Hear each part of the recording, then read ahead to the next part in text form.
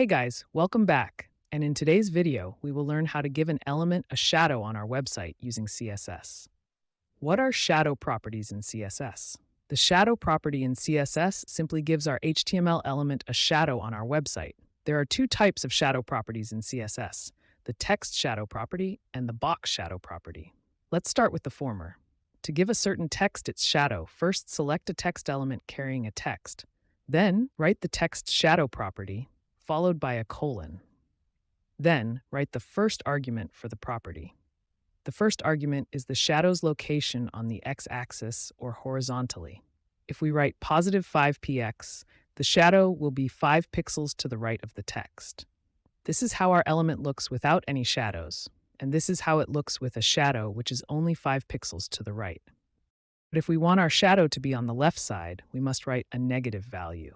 Our shadow is 5 pixels to the left with a value of -5. Now, for the second argument, we must deal with the location of the element on the y-axis, meaning vertically. If we put a value of +5, our shadow will be pushed downwards. But if we put a value of -5, then our shadow would be pushed up. We can even configure for both the x and y-axis at the same time. Here, we can see that our shadow is affected by both the x and y values we have set.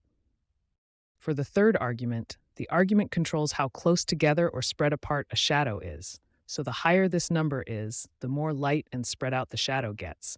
But if the number is lower, the shadow is thicker and closer together.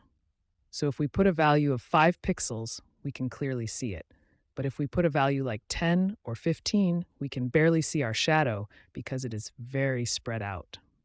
The final argument we have is the color. It is not mandatory to write this because the default color is already gray. But the color of our shadow doesn't always have to be gray. We can use this to change the color to something like red. That was the text shadow property. Now it's time to discuss the box shadow property. It also uses all three arguments like the text shadow property. The only difference is that it deals with the element as a whole.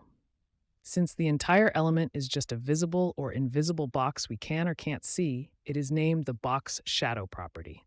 The main takeaway is that text shadows look like letters, while box shadows look like boxes.